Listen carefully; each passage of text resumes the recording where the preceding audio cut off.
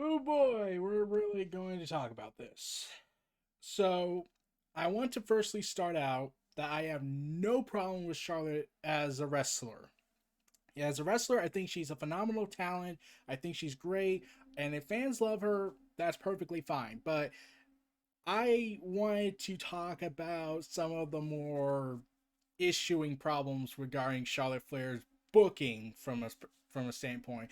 This isn't like the self decimation video I made where Seth Rollins publicly destroyed himself with very bizarre takes and his behavior with people and putting them on blast and doing other very unethical things that regard how to treat people better. But yeah, and the money like I know a certain person that was involved in that debacle is was outed to be a bad person, but that doesn't really make what happened right either way. It just made things worse. So I wanted to discuss this. So Charlotte Flair, aka Ashley Flair, is a second generation professional wrestler, part of the Flair dynasty, the daughter of Ric Flair. She wasn't always interested in wrestling. At least that's what she says, because she wanted to honor her brother. Noble gesture to that, and I do respect that decision.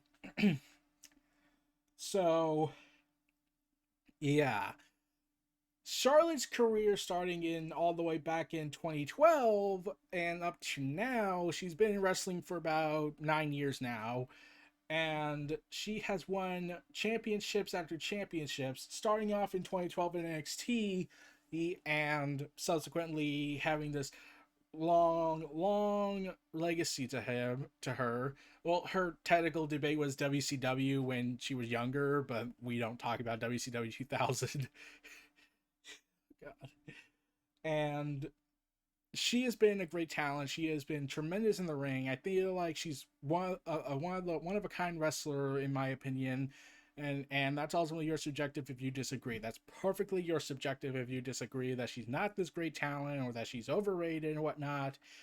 It's the booking, however, that I am been repeatedly concerned about, and what it may do to Charlotte's mind to Ashley. So let's cut to the Becky Lynch thing. Let's fast forward a bit because a lot of the other times were like inoffensive. They weren't really a problem. But then when the Becky stuff happened, it felt like WWE inadvertently exposed that they clearly favored Charlotte over everybody else now.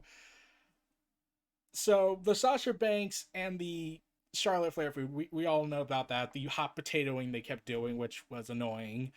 But I didn't really get mad about that, how they booked Charlotte and Sasha, because SummerSlam Sasha got her and was hurt and they had to switch the title around, but then they kept doing the bouncing back and forth thing, which was annoying. But and really I didn't know why they kept doing the bouncing back and forth like it's WCW logic. Uh, but it's when her feud with Becky happened is when everything went off the rails for people in my mind. Like I know people in my followers list that are huge fans of Charlotte and would do anything to defend her and saying she's rightfully earned this. And you're maybe right. She has rightfully earned some things, but the amount of earning it has become odd.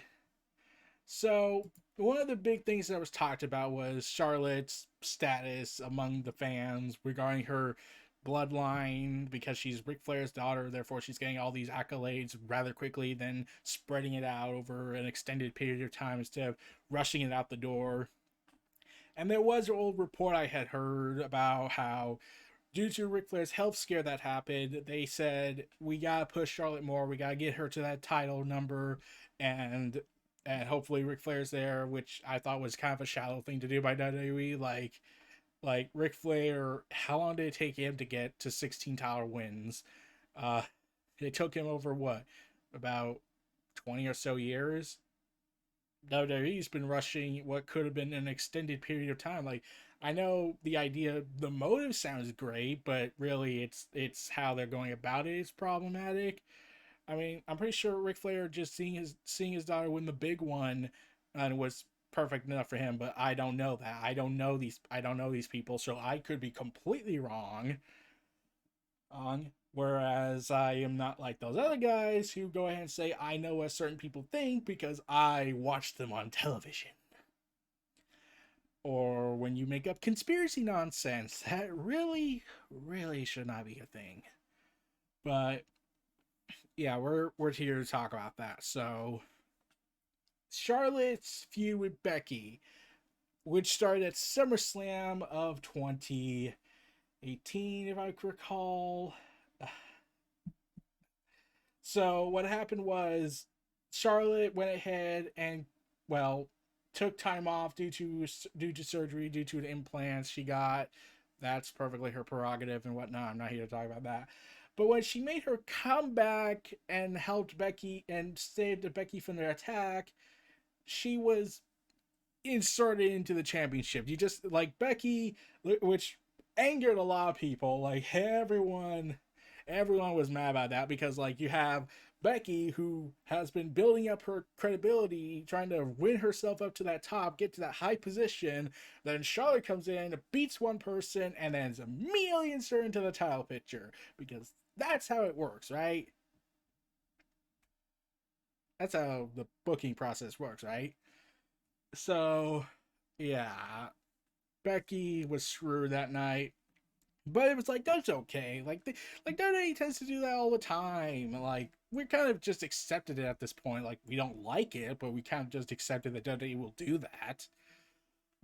But then Charlotte won. Becky turned heel, and this protection problem happens when you are watching and are thinking, why is she favored so much? Because what they were trying to push at the time was Charlotte Flair was being pushed as the face and Becky is the wrongdoer because oh, Becky worked hard for her spot. She worked to get to that spot. We cheer for Charlotte, boo Becky, because Charlotte is a Flair. She's the royal blood of WWE. She's not that hardworking workaholic that Becky was that busted her back for like 3 months to build herself up to be a title contender against Carmella. That's just stupid, right? And then they had to reverse course because then they realized, oh wait, this isn't working, so we might as well just turn Becky face, which they did about later, way later, after when Survivor Series happened, when Nia accidentally punched Becky so hard that it busted her face, to the point that they did not give any ounce of accountability to Nia, instead embrace that she injures people, right? Because that's a clear booking standpoint you want to go with. But like, but yeah, well, that benefited Becky and gave an awesome visual. It's like, man, what could have been? Like, we've been denied Becky versus Ronda. So then they give Charlotte the spot after Becky chooses her. They have an awesome match. And subsequently, it ends in disqualification. And they're trying so hard to make Charlotte Becky, yet that's not working. Even Becky called them out on Twitter and Instagram, which were fun tweets and Instagram posts. And and it just got worse over time with this push they were trying to do. Like they were trying to make Charlotte the everyman now, but it doesn't work because everyone knows who Charlotte is. You gave her the name Flair. I mean, in NXT they just said she's Charlotte. Oh, she's Charlotte. Oh, she's related to Ric Flair, but she doesn't want to be in NXT because of her name. If the story, if this entire career she's been doing is actually a secret overarching story where she starts off as this young hot prospect rising to the momentum of the top, becoming a superstar, and then she lets the ego go to her head and starts using her name as a way to get what she wants, then I will credit WWE for complete and utter geniusness. But that's not what happened. If it was, that would be a completely different scenario. And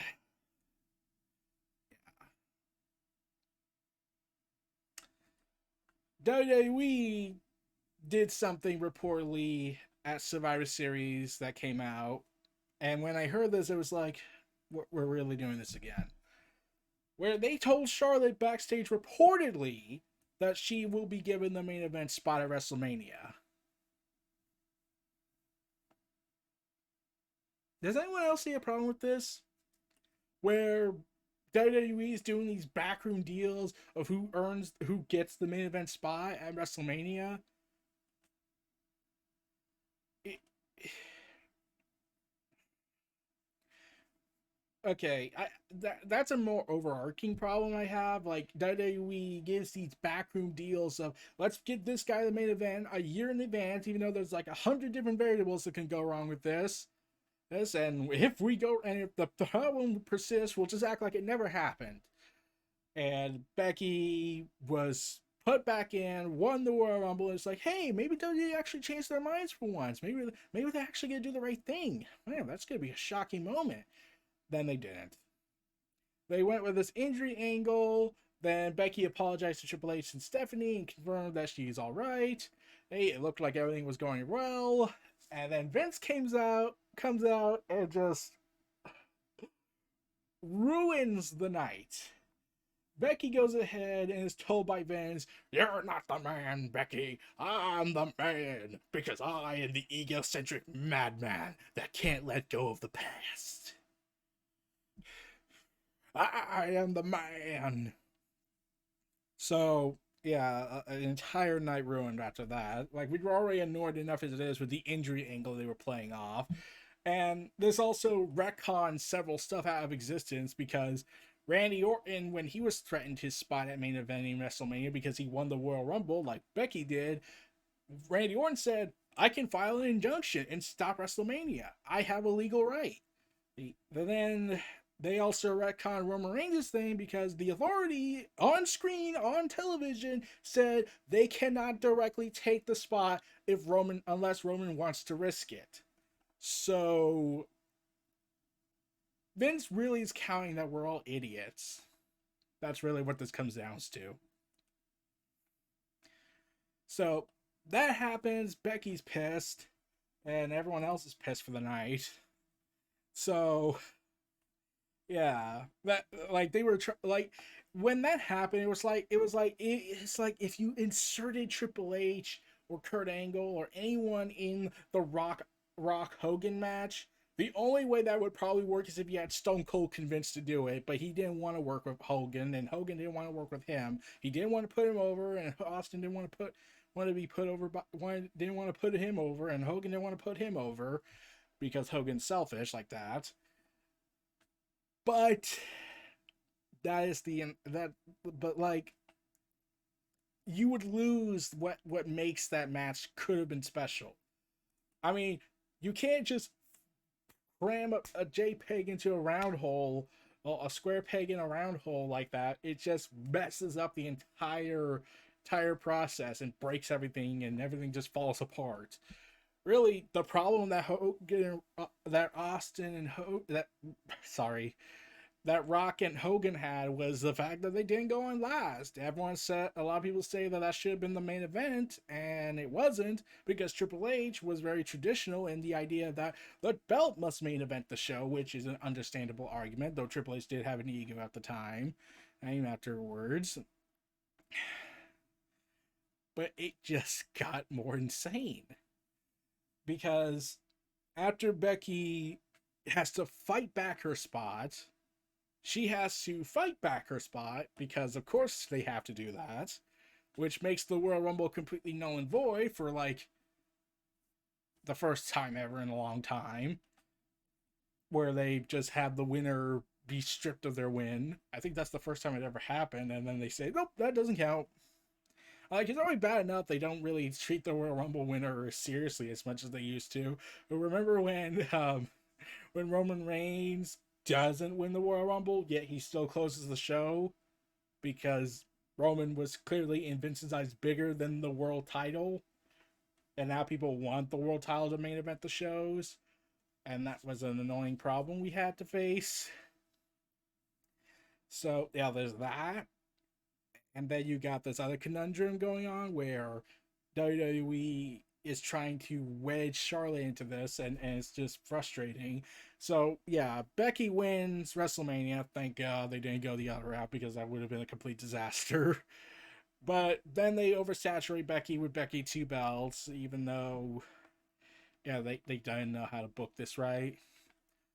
And then you gotta remember, there was supposed to be, the original plan was to have Sonya Deville take on Asuka, but they were confirmed on Total Divas nonetheless, robbed of their match together because, well, there's not enough room for you, even though we could just even though we could just, you know, just not bring Charlotte into this. In fact, does it, like, what's a match you can think of that could have taken that out and put a championship match in? But yeah, heck, even the kickoff would have been a better place to do it. Like, be the main event kickoff at best, because at least there would have been a women's title match that meant something to them, and it would have been a hard hitting match. Sonya Deville is a pretty good wrestler, and Asuka's just Asuka. So the fact they did this and said, nope, we're not doing that, is a problem I have. And this was like just a few weeks before Mania.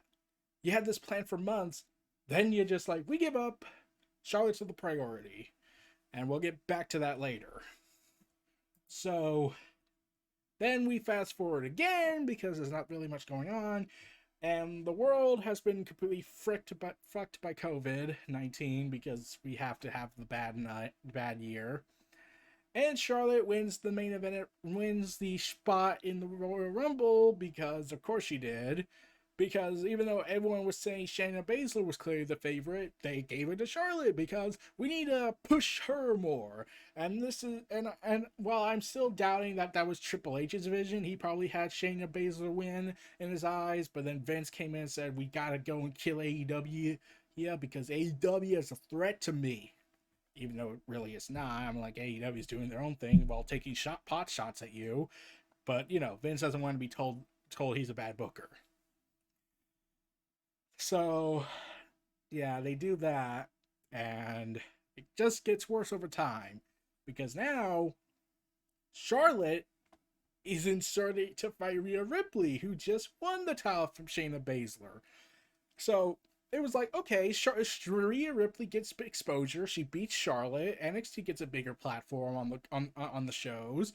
And they get to have a high quality match at WrestleMania.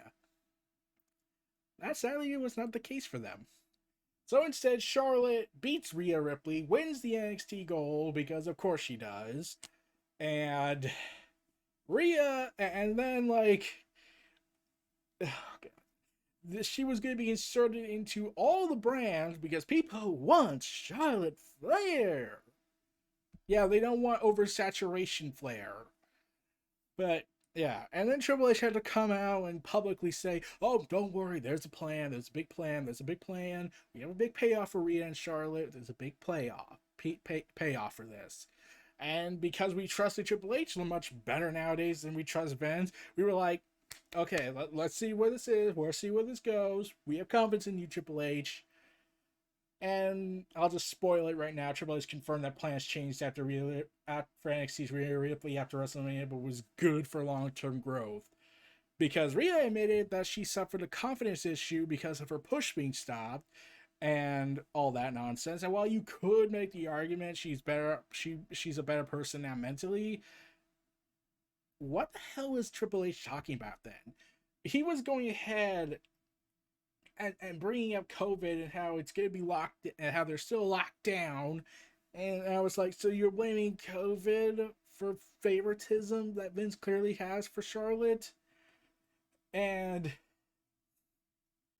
yeah, it's saying it's better for her long-term growth.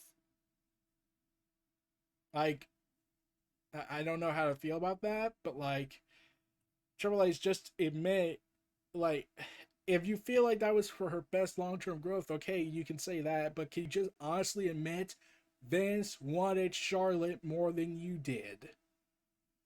And she was clearly put on NXT to beat AEW. That did nothing. Let's be real, that didn't really amount to anything. In fact, I was hearing reports and viewership reports that whenever Charlotte did show up on TV in NXT's division, the viewership went down. It didn't go up, it went down. Went up once, like before Mania, I think. Because, hey, Rhea Ripley's getting this big exposure, and Charlotte Flair, she'll put her over, and Rhea Ripley will be a bigger star from this. But then when Charlotte, and I thought it was, and I predicted this.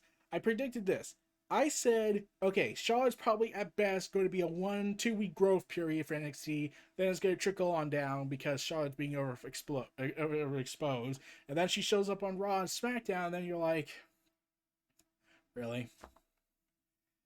So that happens. She runs with the title. Viewership goes down for her. And WWE say, mission accomplished. Even though that did nothing. In fact, Sasha's match with Io Shirai got a bigger boost than any time period than Charlotte was in NXT. So Sasha really was the biggest draw for NXT, and that's saying something. And it just got more and more and more insane, because that right after Charlotte lost the title, she's immediately thrust back into the title picture fighting Asuka. And we know the history of Asuka and Charlotte. Charlotte broke the streak.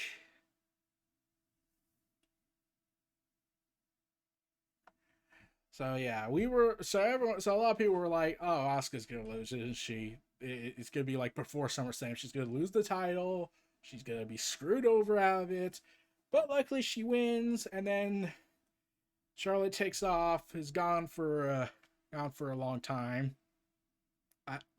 Yeah, and subsequently we're all depressed and miserable about the damage that was left to be fixed.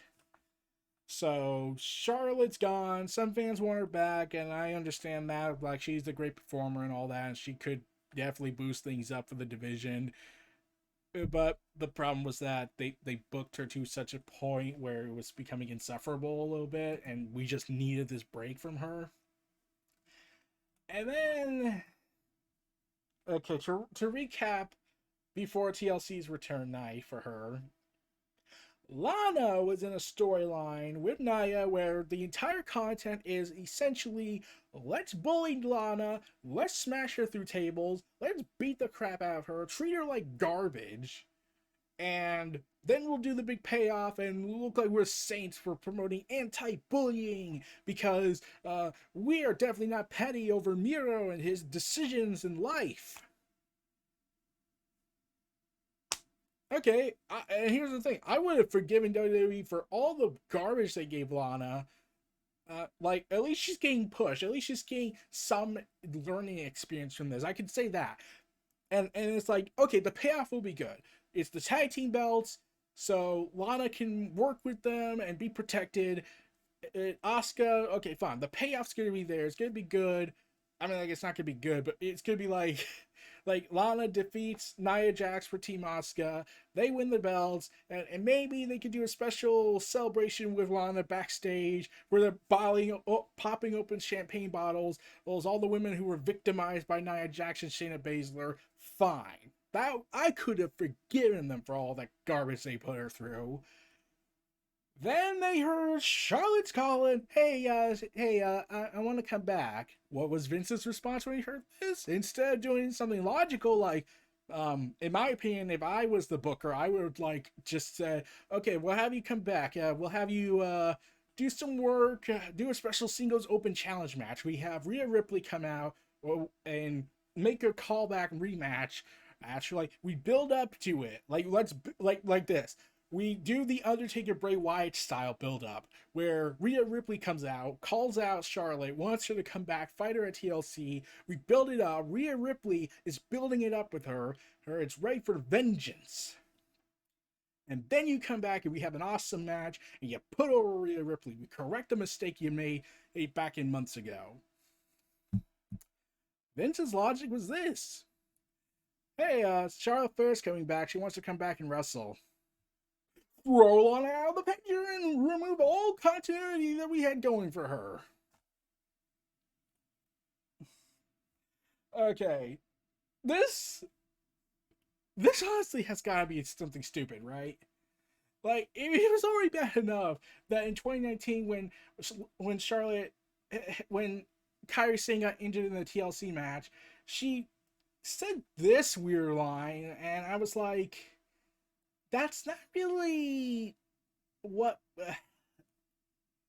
It sounded weird for me. Like, she was talking about this, how it did, like how it put them in a bad spot and whatnot. Charlotte started saying this to Talk Sports. It didn't in the moment. I guess everyone how they felt afterwards is what made them feel different. In the moment, it was more of it's a tough spot. It's the main event of a brutal pay per view, and everyone has already seen tables, ladders, and chairs. It's feeding off the crowd, going with the crowd, feeding off their reactions. So I didn't really think of anything until after. Obviously, Kyrie was hurt, but in the match, I was just thinking, how do we keep people invested? So, and with them already seeing so many different TLC brutal matches, you've already seen a kendo stick, you've already seen a chair, you've seen a ladder, a table, and the pressure of us delivering that with a weird dynamic. Seeing me and Becky tag, to me and Becky tag is more what I was thinking about.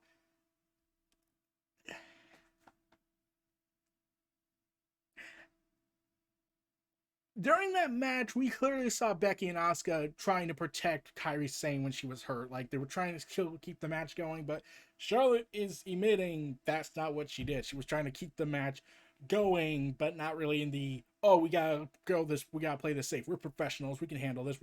We can fix this, right? That was just a weird quote she did.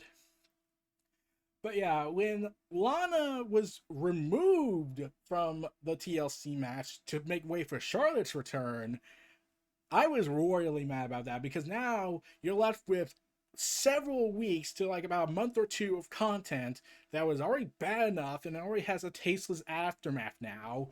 Now there's no big payoff for Charlotte. Now there's no big payoff for Lana. She's screwed over again, and now I can't forgive WWE for that because they essentially said, "Oh, the story about bullying and rising up and proving your bulliers wrong, and you can rise above it and overcome and defeat your bullies." Now, fuck that. Not be a star, or you will instead fail and continue to fail, and never get back at your bully for trying to torture you for weeks. Because we want to be reminded of the real world nowadays.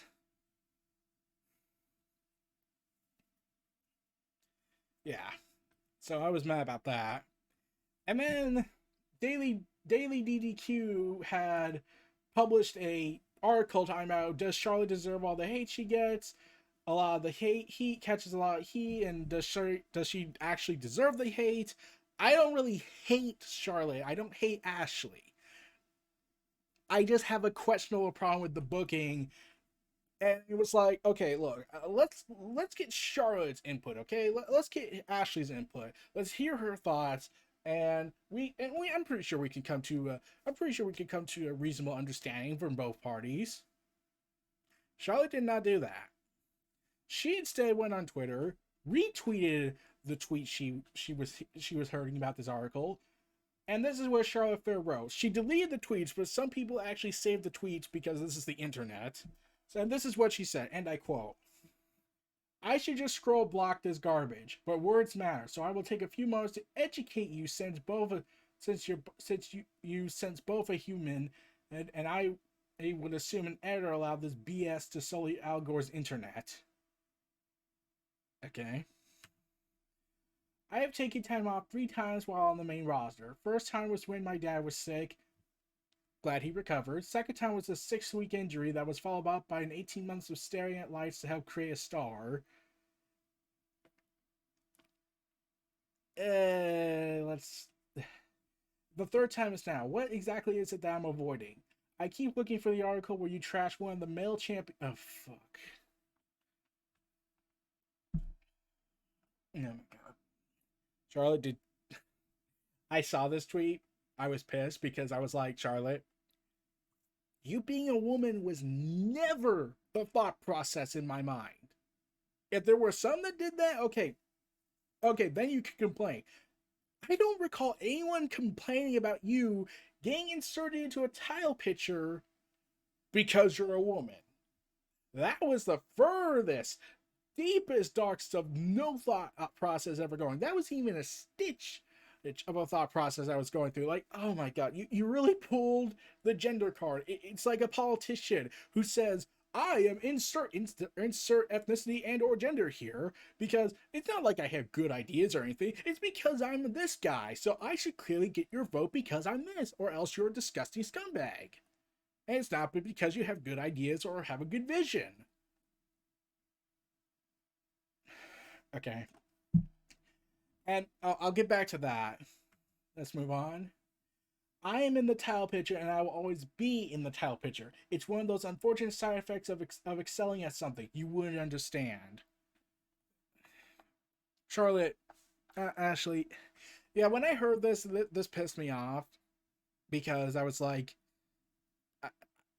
I get, like, if this reminds me a little bit of Roman Reigns when he was being that kind of arrogant in 2015, but then had apologized and accepted that he had rightfully earned some of that criticism and said and was being humble about it. But let's get back to one of her points besides her I'm pulling the gender card on you. She said this, I keep looking for an article where you trash one of the male champions for taking time off and being inserted back into the title picture. Didn't find one. Shocking. Wonder why. So, from what I was reading from the article, they were being respectful. They were even acknowledging that there were male guys who were clearly very favored by WWE and was being given title reign after title reign and not getting room to grow as a character or get good quality storylines, and usually that came very late in the game. But here's the thing. Charlotte took off. Okay, so I have no problem regarding the wrestler returning and being inserted to the title picture almost immediately. Like, I'm kind of just used to that from WWE. It's kind of expected at this point. But here's the thing. I'm just going to point this out. Charlotte, Ashley, you came back. Roman came back, was put in the title picture. Yes. But did he steal someone's spot that was clearly built up for them, and then you come in and get rewarded for it right off the bat? Roman comes back, he wins it a week later. Got it. He didn't take a spot from someone who clearly was being built for that spot and replace it because management favors you and doesn't care about this other character.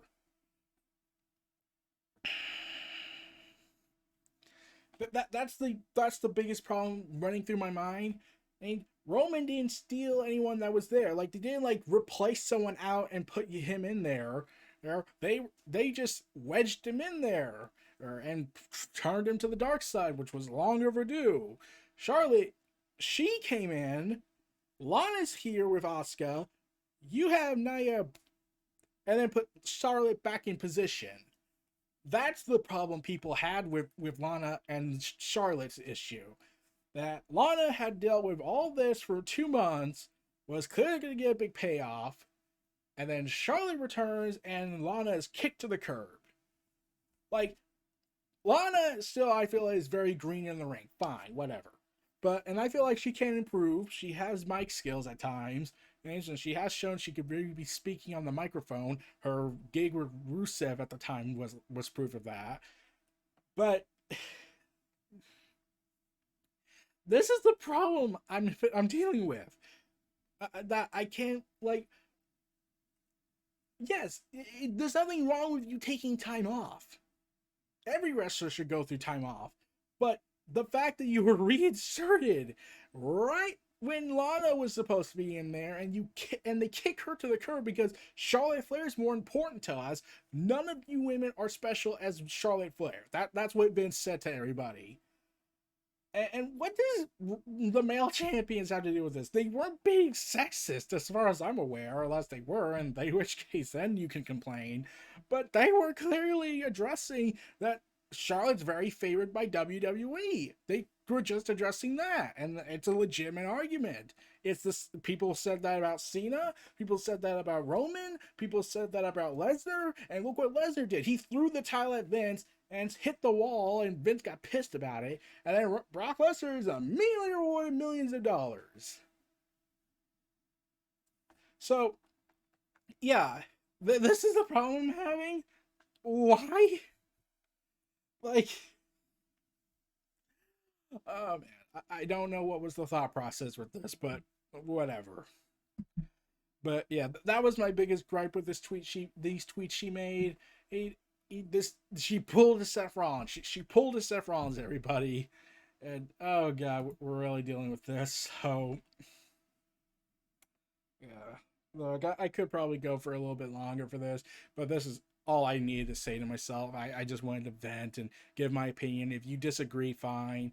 That's perfectly all right. You're in your right. This is your First Amendment rights here in America.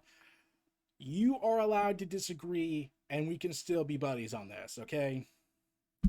I'm just giving my 2 cents of why Charlotte Flair has become so blocked with WWE fans and how they've become disingenuous with the idea of Charlotte Flair, the character. Like, I don't think they have a problem with Ashley, but that tweet really didn't help much. Didn't really help her case with, oh, Charlotte Flair is the entitled royal blood. Ashley's awesome. That wasn't what happened. Ashley commented and talking about and basically bragged and pulled the gender card because we gotta hear that reasoning. And I have to bring up that Roman was put in the title picture without taking someone out. Charlotte comes back. WWE's like slap Lana to the side. And he put her here, and then we get Charlotte in, even though that completely contradicts everything that we were building for the last 2 months. So yeah, that's about it. I have nothing else to say on the matter. So, oh, will I still talk about Charlotte Flair as in wrestling matches and news that comes out about her? Fine, yeah, that's a common thing. But in terms of me doing this massive criticism stuff video like I did with Seth Rollins, I'm not gonna make any more future videos on that. This was a one-time gig, like the self-decimation video. So this was Near Reality Entertainment, Near Reality, the Wrestleverse. Feel free to like, comment, subscribe. Check out my Twitter account. Check out all my other stuff. I hope you enjoyed this little experimental live stream I was doing on Twitter. And if you're on YouTube, thanks for watching, everyone. I'll see you all next time. Peace and take care.